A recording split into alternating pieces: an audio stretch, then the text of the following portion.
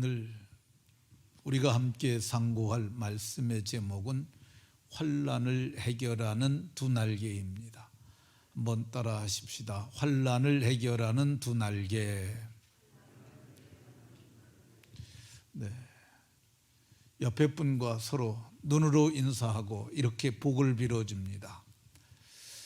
믿음의 기도와 경배와 찬양의 두 날개로 날아오르는 사람이 됩시다.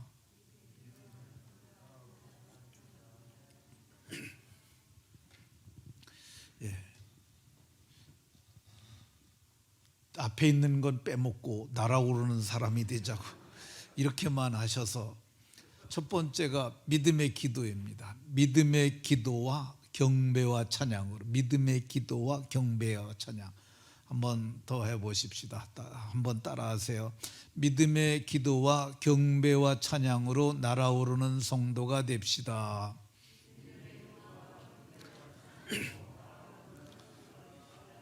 네, 믿음의 기도와 경배와 찬양으로 하나님의 임재 앞에 이르고 능력을 덧입고 난제를 해결하고 환난에서 벗어나 근심이 없는 신령하고 거룩한 성도들이 다 되시기를 예수님 이름으로 축원합니다. 독수리는 태풍을 만나면 피해가지 아니하고 마주서서 두 날개를 편다고 합니다.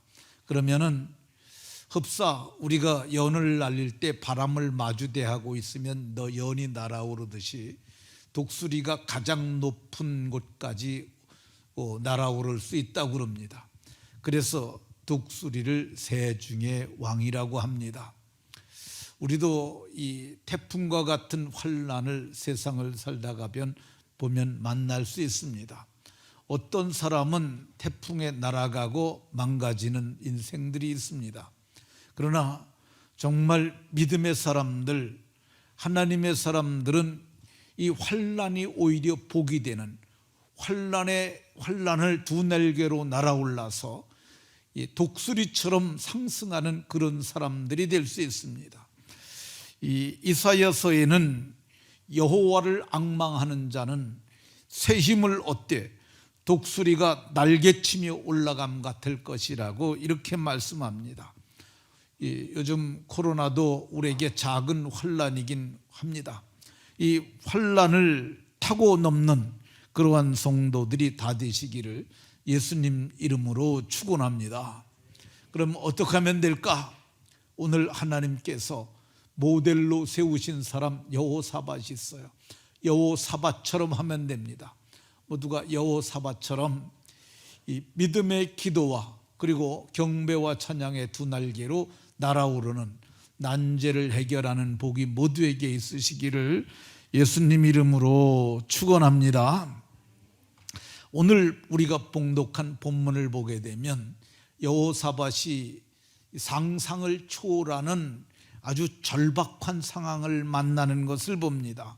모압 자손, 그리고 암몬 자손, 그리고 마온 사람들이 3개국이 연합하여 유대를 쳐들어왔다고 이렇게 말씀합니다. 근데 이들이 엔게디 광야에 있었는데 이들이 큰 무리를 이루고 왔다는 그 규모의 이야기를 듣고 여호사밧이 두려워했다고 얘기를 합니다. 이 두려워했다는 말이 히브리 말로 야레라는 단어가 쓰였는데, 이 야레는 하나님을 경외하라, 여호와를 경외함이 그때 야레라는 단어를 씁니다. 그러니까 이 성경 기자가 여호사밧이 하나님만큼 두려워했다는 거야. 왜 그러냐면은 고대 전사에서 전쟁에 진다는 것은 완전한 파멸을 뜻하기 때문에 그렇습니다. 이긴 자는 주인이 되고 진 자는 종이 되기도 하는데, 그래서 당시에는 고대 전사는 종주권 계약이라는 것이 있었어요. 그러니까 이긴 자는 주인이고 진 자는 종이에요. 어제 저녁에 제 아내하고 함께 밥을 먹으면서 텔레비를 봤습니다. 저희는 식탁을 텔레비 방향으로 의자 2개를 놓고 이게 마주보고 앉는 게 아니라 옆으로 나란히 텔레비를 보고 앉아서 먹습니다. 근데 전에는 이렇게 격자로 앉아서 지 집사람 여기 앉고 저렇게 앉았는데 지 집사람이 그래. 어느 날 나는 안 보이고 안 들린대요. 그리고 그럼 이리 오라고 그래갖고 마주 옆으로 이렇게 나란히 앉아서 뉴스도 보고 그러는데, 어제 왕건이가 재방송을 하더라고요. 왕건 아시죠? 태조 왕건. 근데 그 왕건이 재방송하는데 그 내용 중에 견훤이 천년왕국 신라를 무너뜨리는 장면이 나와요. 근데 왕이 이 왕비와 함께 끌려 나옵니다. 근데 견훤이가 그를 보고 이렇게 얘기를 합니다. 경국지색이구만. 오늘 밤에 내게 시침을 들라. 시침이 뭐냐면은 침실에서 추주종 드는 거야. 동침하자는 얘기죠. 그러니까 이긴 자는 이 진자의 모든 것을 다 가져요. 그러니까 이걸 알고 있던 여호사밧이 두려워했던 것을 볼 수가 있습니다. 근데 이 두려운 모든 것을 다 이룰 수밖에 없는 이 환란의 파고를 어떻게 넘느냐? 오늘 성경을 보게 되면 적을 바라보지 아니하고 여호와께로 낯을 향하여 오직 하나님만 바라봤어요. 오직 하나님만 바라보고 하나님께 간구했어요. 자기만 한 게 아니에요. 어떻게 했냐? 합심하여. 그래서 성경을 보면은 모든 성읍에서 모여와서 합심하여 기도했어요. 그러니까 문제가 생기면 혼자만 끙끙 앓지 말고 기도 제목을 나누는 거야. 그리고 성경은 뭐라고 말씀하냐면 예수님께서는 합심하여 기도하면은 하늘에 계신 내 아버지께서 이루게 하실 것이라고 이렇게 말씀하시는 걸 볼 수가 있습니다. 그러니까 합심 기도는 난제를 해결하는 비책이에요. 합심으로 끝난 게 아니에요. 온 백성에게 금식하라고 얘기를 했어요. 그래서 금식하며 기도했는데, 금식은 난제를 해결하는, 이 흉악의 결박을 끌어내는 아주 탁월한 방편인 줄로 깨달으시기 바랍니다. 근데 이제 기도를 하는 것, 이 여호와께 낯을 향하고 합심하여 금식하여 기도했는데 이게 중요해요. 근데 더 중요한 게 뭐냐면 내용이에요. 뭐라고 기도하냐? 마구잡이로 기도하면 안 됩니다. 기도는 어떻게 하냐? 제가 지난 주간에도 말씀드렸는데 생각해서 하라. 생각하고 기도하고 행동하라. 이게 굉장히 중요한 거예요. 근데 많은 사람들이 생각해서 기도하지 않고 그냥 입에서 나오는 대로 하고요. 그리고 기도하고 그다음에 기도하는 것으로 끝나요. 그러니까 역사가 없는 거야. 뒤에 뭐가 있어야 되느냐? 행동해야 돼요. 생각하고 기도했으면 믿음으로 행해야죠. 근데 믿음으로 행하지들을 않아요. 그러니까 역사가 없는데, 오늘 성경을 보게 되면 이 여호사밧은 생각해서 기도했어요. 큰 환란이 왔지만은 여기 6절에 보면 주의 손에 모든 권세와 능력이 있사오니, 이걸 쉬운 말로 바꾸면 하나님 할 수 있잖아요. 이거에 하나님 할 수 있잖아요. 하나님 도와주세요. 뭐라고 기도했느냐 하면은 7절에 이 땅 하나님이 주신 건데 쟤들이 뺏어가려고 그래요. 하나님 땅 지켜주세요. 그거예요. 약속한 땅. 뭐라고 기도했느냐 하면은 솔로몬이 성전 건축하고 하나님 앞에 기도할 때 하나님께서 말씀하시기를 환난 가운데서 주께 부르짖으면 들으시고 구원해 주신다고 그랬잖아요. 하나님 약속했잖아요. 우리가 환난 중에 있으니 도와주세요. 뭐라고 기도했느냐 하면 쳐들어온 저 사람들이 옛날에 하나님께서 살려두라고 그랬고 살려뒀더니 저들이 지금 우리를 치러 왔습니다. 그 여기 롯의 자손, 에서의 자손들이잖아요. 그러니까 하나님이 어떻게 해주시라고 그렇게 기도했어요. 그리고 현실을 얘기를 했어요. 저들을 바라보면 절망감뿐이므로 오직 주만 바라봅니다. 그리고 아내, 그리고 자식들, 그리고 애들까지 다 그들을 데리고 그 앞에 섰었던 것을 볼 수가 있습니다. 이렇게 기도했더니 하나님께서 응답하셨어요. 야시엘이라고 하는 신실한 사람을 통해서 응답하셨어요. 뭐라고 응답하셨냐? 전쟁은 너희에게 속한 것이 아니니 두려워하지 말아라. 너희들은 싸울 것 없다. 내가 대신 싸우마. 그리고 너희들은 내가 너희를 후원하는 것을 봐라. 하나님께서 보라고 그러셨어요. 그리고 내일은 너희가 저들을 두려워하지 말고 마주 나가라고 이렇게 말씀하셨어요. 그러니까 하나님께로부터는 응답이 두려워하지 말아라. 니네들 싸울 것 없다. 내가 싸워주겠다. 그리고 내가 너희를 구원하는 것을 봐라. 그리고 이스라엘 백성들이 하라는 게 있어요. 너희가 이거는 해라. 그러니까 너희가 마주 나가라고 이렇게 말씀하셨던 걸 볼 수가 있습니다. 응답받으면 좋잖아요. 두려워하지 말라는 거 얼마나 좋아요. 하나님이 대신 싸워주신다는 거 얼마나 좋아요. 하나님이 구원하시는 걸 봐라. 구원해 주신다고 그랬으니 얼마나 좋아요. 근데 문제는 니네들이 이제 저들과 마주 나가라고 말씀하세요. 근데 많은 사람들이 이걸 안 해요. 환난을 직면하고 그 환난을 해결하기 위하여 그 면전에 서는 그 일을 안 해요. 두렵고 겁나기 때문에 안 하는 거죠. 근데 마지막에 이거를 해야 역사가 일어납니다. 두 번째, 환난의 파고를 넘는 방편이 하나 더 있는데 그게 경배와 찬양이에요. 이런 응답을 받은 여호사밧은 어떻게 했어요? 성경을 보게 되면 여호사밧이 몸을 굽혀 얼굴을 땅에 대니 경배하는 거야. 이 역대하 20장 18절에 몸을 굽혀 얼굴을 땅에 대니 경배하는 거야. 이 모습을 봤던 예루살렘 백성들, 온 유다 백성들도 여호와 앞에 엎드려 여호와께 경배하고, 경배는 엎드려 하는 것이라고 이렇게 말합니다. 이 기도하고 경배는 조금 달라요. 기도는 무릎 꿇고 할 수 있어요. 기도는 많은 사람들이 무릎을 꿇고 해요. 솔로몬이 성전에서 무릎을 꿇고 손을 펴서 하늘의 하나님을 향하여 기도와 간구로 여호와께 기도했다고 이렇게 말해요. 기도는 무릎 꿇고 할 수 있어요. 손을 들고 할 수 있어요. 이 엘리야가 갈멜산에서 기도를 할 때 무릎을 꿇고 머리를 무릎 사이에 집어넣고 그렇게 기도했다고 얘기를 하고 있어요. 근데 이 자세가 잘 안 나옵니다. 제가 이걸 해봤는데 집에서 한번 해봤어요. 땅에 무릎을 꿇고 엎드려서 얼굴을 이 사이에 집어넣고, 근데 저는 안 되더라고요. 근데 금요기도회 때 이거 손바닥만한 작은 구름이라는 제목 가지고 설교할 때, 그래서 그때 주승우 집사님의 작은 아들 현서가 있었어요.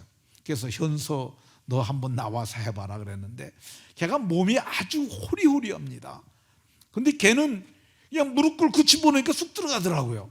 야, 그래서 그걸 보고 엘리야는 얘처럼 몸이 이렇게 호리호리했겠구나 그 생각이 들었어요. 그러니까 엘리야의 체형이 저런 형태였던 것으로 보여집니다.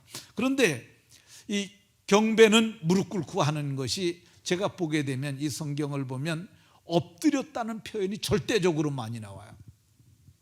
그래서 경배는 무릎 꿇는 거 아니고 엎드려서 땅에 얼굴을 대고 하나님 앞에 엎드리는 거. 그러니까 두 손도 다 펴서 쫙 뻗는 거죠. 그게 경배의 모형이었을 것 같다. 이게 제 생각입니다. 그래서 제가 어제 구글까지 다 뒤졌는데 정확한 답을 못 찾았어요. 그런데 성경을 보게 되면 출애굽기 34장에 이제 모세가 두 번째 돌판을 새겨가지고 하나님께 두 번째 계명을 받으려고 올라갑니다. 그래서 돌판을 가지고 올라갔는데 여호와께서 구름 가운데 강림하셔서 그 앞에 서셔가지고 여호와의 이름을 선포하시는데 그 영광이 너무 크고 너무 장엄하니까 모세가 급히 땅에 엎드려 경배하고, 엎드려 경배했다고 얘기를 해요. 엎드려 경배하는 거야. 경배는 이 성전 준공식 때 이제 솔로몬이 하나님 앞에 기도를 마치고 났는데 그 영광이 얼마나 컸던지 영광이 성전 위에까지 있고 그리고 그 성전 안에 구름이 가득하니까 제사장들도 능히 들어가지 못하고 백성들이 밖에서 그걸 보고 있다가 성경을 보게 되면 이렇게 여호와의 영광이 성전 위에 있는 것을 보고 그들이 돌을 깐 땅에 엎드려 경배하며, 경배는 영광을 본 자들만 할 수 있고 그들이 그걸 보자마자 자기도 모르게 엎드러지는 거야. 쫙 깔아서 엎드려 경배했다고 얘기를 합니다. 요한계시록 11절에도 보면은 하나님 앞에서 자기 보좌를 갖고 있던 24장로들도 얼굴을 땅에 대고 하나님께 경배했다고 이렇게 말씀하시는 걸 볼 수가 있습니다. 그러니까 환난을 해결하는 두 날개 중에 하나, 하나님께서 응답하시면은 하나님 앞에 응답을 인하여 감사함으로 감사함으로 경배하는 거예요. 두 번째, 하나님께서 큰 일을 행하시겠다고 그들에게 명령한 게 있어요. 그게 뭐냐? 마주 나가라고 이렇게 말씀하셨어요. 그래서 이 성경을 보게 되면 레위 사람들은 이스라엘의 하나님을 찬양했다고 얘기를 합니다. 이스라엘의 하나님을 찬양했다, 찬송했다. 근데 어떻게 찬양했느냐? 여기 전문적인 찬양대가 찬양한 거예요. 레위 사람들은 그핫 자손, 고라 자손에게 속한 자들이 찬양의 일을 했는데 그들이 하나님을 찬양했다고 얘기를 합니다. 어떻게 찬양했느냐? 힘이 큰 소리로 여기서부터 감동이 되어 뱃속에서부터 끌어오르는 기쁨의 감정으로 하나님을 찬양한 거야. 이게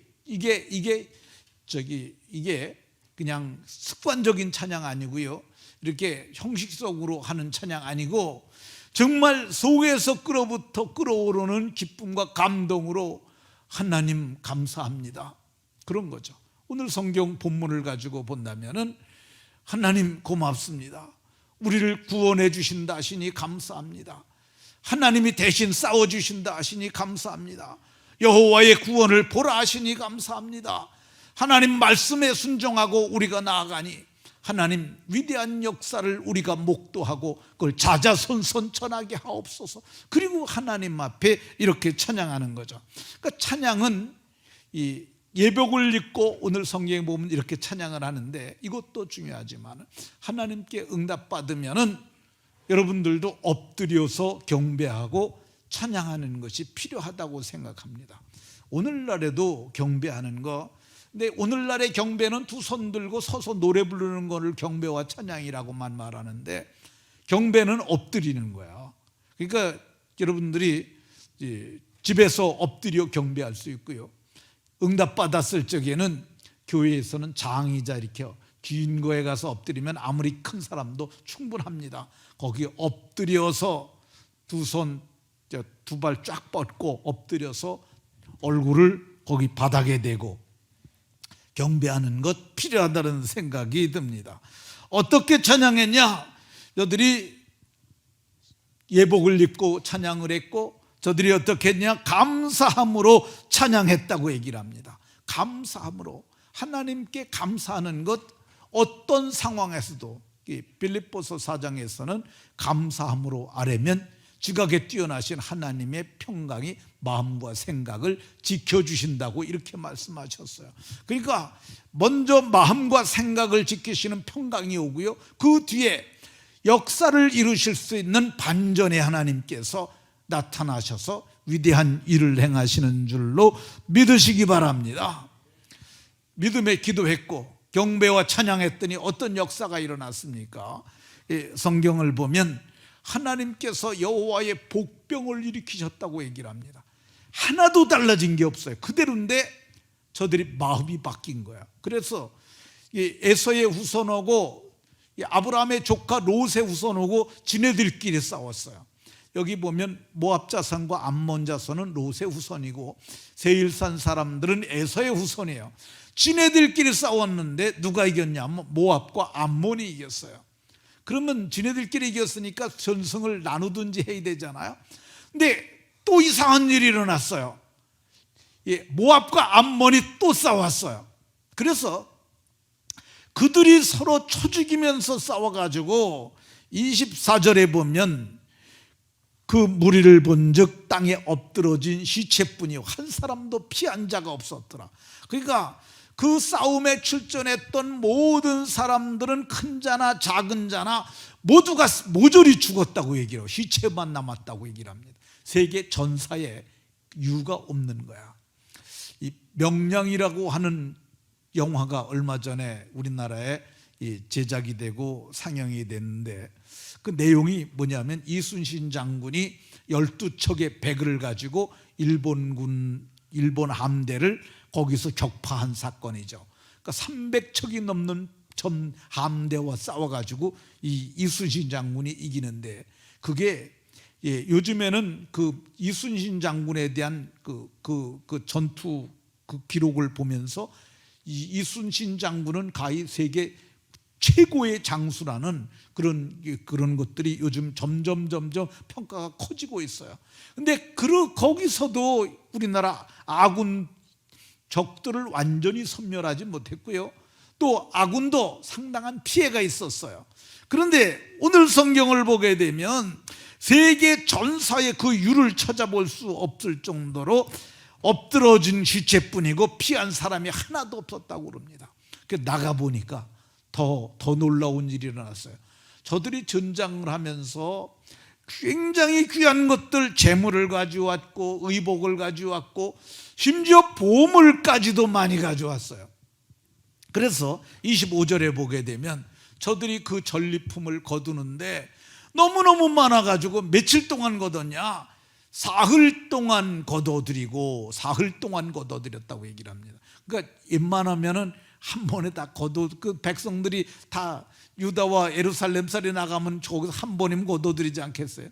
얼마나 많았든지 전리품을 사흘간에 거둬들이고 나흘째 되는 날에는 그들이 모여가지고 하나님께서 이 놀라우신 일을 행하셨으니 우리가 할 게 하나님의 능하신 행동을 인하여 우리가 찬양할 수밖에 없겠다. 그래서 저들이 하나님을 송축했어요. 뭐라고 찬양했냐? 하나님은 선하시고 인자하시니 그 선하심과 인자하심이 영원하도다. 이렇게 찬양을 했어요. 그리고 그 사건이 소문이 나기 시작했어요. 뭐라고 소문이 났느냐면 그 땅을 공격하러 갔던 사람들이 하나도 남지 않고 몽졸이 다 죽었대더라. 그러니까 사방이 두려워해서 그래서 이스라엘에게는 유다에게는 평강이 있었다고 이렇게 말씀합니다. 뿐만 아니라 그 찬양했던 그곳이 전설이 생겼는데 찬양의 골짜기라 부락 골짜기라고 이렇게 이름이 바뀌는 전설까지 생겨나는 놀라운 일을 행했던 것을 볼 수가 있습니다. 우리가 세상 살다가 환난 당할 수 있습니다. 근데 어떤 사람은 환난에 무너져요. 근데 그건 하나님의 뜻이 아니에요. 하나님은 늘 반전을 계획하고 계세요. 근데 그때 우리가 뭐 해야 되냐? 믿음으로 행해야 돼요. 믿음으로 기도하고 그리고 하나님을 경배하면 하나님께서는 늘 그렇게 행하세요. 에스더라는 책이 있습니다. 거기 읽어보면 이스라엘이 아주 다 죽을 지경에 끝까지 가요. 근데 에스더가 죽으면 죽으리라고 금식하고 왕 앞에 나가서 이스라엘이 죽는 날이 이스라엘이 보수의 날, 원수 갚는 날로 바뀌잖아요. 그게 하나님이 반전해요. 하나님은 우리가 세상을 살다 믿음으로 사는데 어려운 공경을 겪잖아요. 그게 끝이 아니에요. 우리 교회도 그런 어려운 때가 있었어요. 저는 그 덕계리 지나갈 때마다 어떤 교회 있어요. 경매당해갖고 그 날라간 교회. 참 그 교회 보면서 그 교회는 우리보다 자산이 많아요. 그리고 그 교회는 우리보다 모든 게 다 좋았어요. 근데 우리는 채무도 더 많고 우린 더 어려웠는데 우리는 하나님 앞에 함께 기도하는 분들이 계셨어요. 기도했더니 하나님께서 답을 주셨고 우리도 환난에서 벗어나 근심이 없도록 은혜를 베푸셨는데, 그게 언제냐? 절박해질 상황까지 하나님께서 가게 하셨어요. 어디까지 갔느냐 하면, 제가 참 그렇게 말하기 좀 그러긴 한데, 저희 전 재산 다 대출 받을 거 다 받았어요. 그러니까 더 이상 나올 데가 없어요. 그래서 나중에 급하긴 한데 그래갖고 우리 둘째 딸에게 전화를 했어요. 은혜야, 너 좀 가진 게 있냐 그랬더니, 뭐 하시려고 그러냐. 그래서 좀 교회가 필요해서 그랬더니, 얼마나 있냐 그랬더니 300만 원이 있다 그래. 교회 계좌로 보내라 그랬더니 네 하고 보냈어요. 근데 그게 마지막이에요. 더 이상 나올 것도 없는데 거기서부터 하나님께서 다시 일으켜 준 거예요. 그게 하나님께서 하시는 하나님의 역사예요. 성경을 보게 되면 환난을 우리에게 주세요. 근데 환난이 끝이 아니에요. 그 환난에서 하나님은 넉넉히 어떤 상황에서도 일으킬 수도 있는 줄로 믿으시고, 환난에 넘어지고 무너지는 자들이 아니라 다 일어서는 용사들이 다 되시길 예수님 이름으로 축원합니다. 한 사람 얘기하고 마치도록 하겠습니다. 지금으로부터 126년 전의 이야기입니다. 126년 전에 평양에서는 러시아와 일본이 세계 열강들이 이 나라 차지하겠다고 서로 전쟁하고 있었어요. 근데 그때 한 유씨 집안에 아이가 태어났어요. 근데 이 유씨성을 가진 그분이 일찍 복음을 받아들였어요. 그래서 그 태어난 아이의 이름을 일형이라고 지었어요. 일형. 근데 나중에 그 이름이 일한으로 바뀌어서 그 사람이 이제 유한양양을 세운 유일한이 되는데, 근데 아버지가 그를 갖다가 일형, 형자가 향기 향자라고 그래요. 그러니까 세상에 제일 가는 향기, 그리스도의 향기를 바라는 인생이 되라고 그렇게 했던 것으로 보여집니다. 근데 그렇게 이름을 지어서 그 아이가 9살 되던 해에 미국 선교사가 미국에 유학 보내고 싶은 사람이 있으면 말하라고 그러니까, 그분이 아버지가 생각했어요. 내 아들을, 선교사들을 보니 미국에 보내는 게 좋겠다. 그래서 9살 소년을 미국으로 보내게 됩니다. 그래서 그가 미국에서 14살이 되던 해 이 박용만이라고 하는 사람이 세운 한인 소년병 학교라는 곳에 거기 들어갑니다. 거기 들어가서 한국의 역사를 배우게 돼요. 일본 사람들 때문에 한국에서는 그 역사 못 배웠는데 거기서 한국 역사를 배우면서 민족에 대한 자긍심과 애국심이 속에서부터 끌어오르게 됩니다. 그냥 부글부글 끌어올라와요. 16살 때 그가 고등학교가 들어가게 되는데, 고등학교 들어가 가지고 그가 뭐 하냐면은 신문 배달을 하려고 갔는데 거기서 이름을 말하라고 그랬어요. 그랬더니 유일형이라고 그랬는데 그 적는 사람이 지자를 갖다가 모르고 빼뜨렸어요. 그래서 지자가 빠지니까 형이 한이 되고 말았어요. 근데 그 한자를 바라보고 있던 그가, 야, 대한제국의 한자와 똑같네.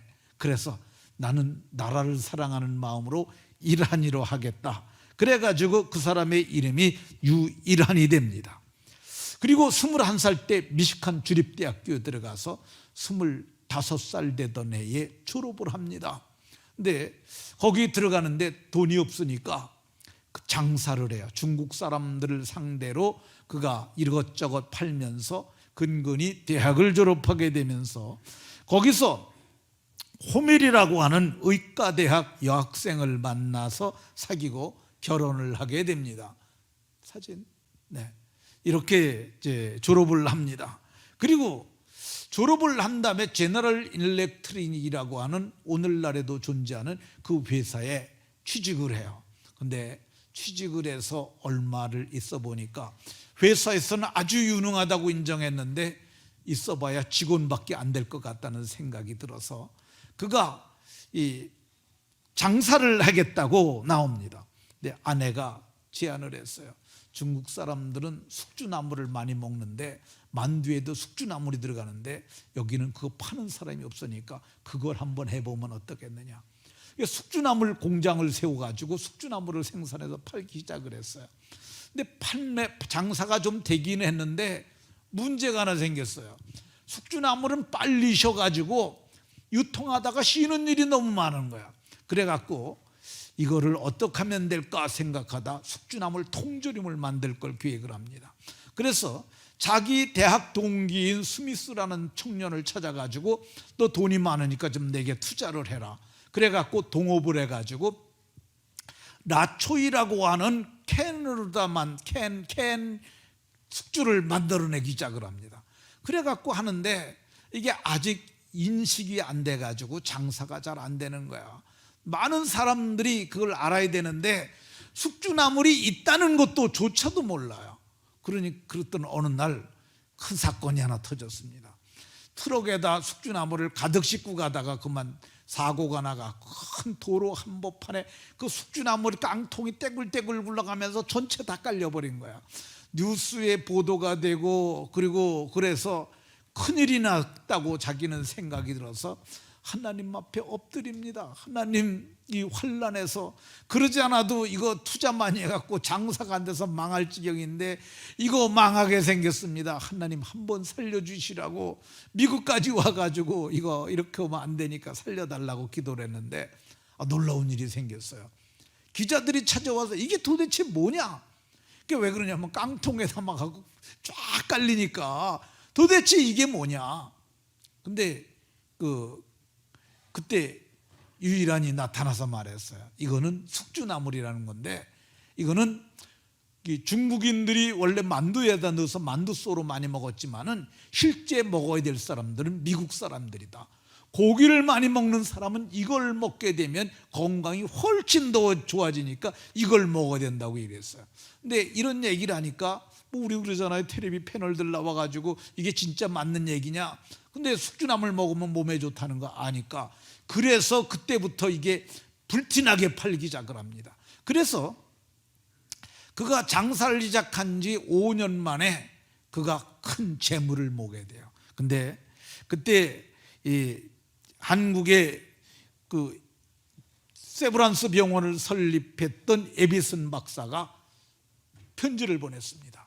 지금 한국에는 당신과 같이 미국에서 공부한 사람이 필요하니까 당신은 연세대학교 교수로 오시고 그리고 부인은 여기 세브란스 병원의 유아병동의 과장으로 오시고 병동을 맡고 그리고 부인도 대학에서 강의도 해주시면 좋겠다 이렇게 얘기를 합니다. 근데 그 얘기를 듣고 있던 그가 이 모든 걸 다 넘겨줍니다. 스미스에게 넘겨주고 이때가 내가 한국에 돌아갈 때라고.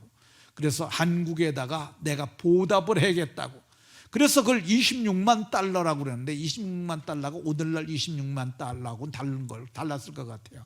그게 30년대니까 30년대에 그가 와가지고 1926년이에요. 26년에 그러니까 26년이니까 딱 만으로 30살 되던 해에 그가 한국을 들어갑니다. 그래서 그 돈을 가지고 뭘 할까 생각을 하다 보니까 마음에 생각했던 게 하나 있어요. 유한양행이라고 하는 제약회사를 세워야 되겠다. 그래서 종로 2가의 덕원 빌딩이라는 것을 매입을 합니다. 저겁니다. 요즘으로 봐도 괜찮잖아요. 그게 1926년도에 저기서 유한양행을 하고 거기다 소아과 병동을 2층에다 하고 그래가지고 그걸 하는데 하다가 보니까 이분이 보니까 한국에는 애들이 아파도 고약 하나가 없다는 걸 알게 됩니다. 아내가 제안을 해요. 그러니까 우리 고약을 하나 만듭시다. 그래갖고 기도하고 연구해서 만든 것이 안티프라민입니다. 1926년도에 그때 연구를 했고 나온 거야. 그래서 이걸 가지고 이걸 했는데 이게 잘 팔리게 됐어요. 지금까지도 저게 있잖아요. 그래서 1936년까지 그가 회사를 좀 부천에다 땅을 사서 크게 짓고, 그리고 저 안티프라민을 갖다 우리나라 전국에 공급을 하기 시작합니다. 그리고 10년이 되었을 때 그분이 주식을 전 직원에게 다 나눠줘요. 이건 정말 획기적인 거죠.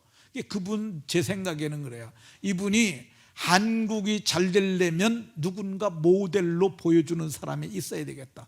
미시간 주립대학에서 공부했던 그 상업 지식을 가지고 그 회사를 주식으로 내놓고 주식화하고, 그리고 그 주식을 주는데 직원들이 뭐 살 형편이 안 되잖아. 그러니까 10,000원짜리를 1,000원만 내라, 10% 가격만 내고 다 그걸 논아줬어요.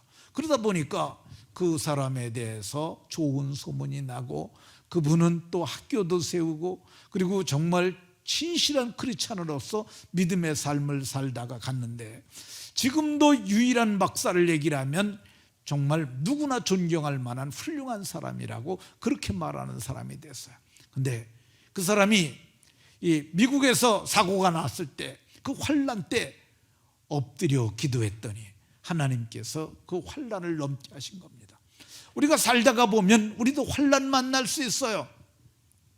역경을 만날 수도 있어요. 고난을 만날 수도 있어요. 도저히 인간의 힘으로는 안 될 것 같은, 헤어나기 힘든 그런 어려움을 겪을 수도 있어요. 근데 그럴 때 무너지고 울고 주저앉고 있으면은, 그러면 안 됩니다. 어떻게 하면 됩니까? 오늘 이 여호사밧처럼 믿음의 기도를 하는 거야. 그리고 경배와 찬양을 하는 거야. 그리고 마침내 환난에서 벗어나 마침내 역사를 이루는 믿음의 사람이 되는 거야. 저와 여러분들 모두가 그런 사람들이 다 되시길 예수님 이름으로 축원합니다.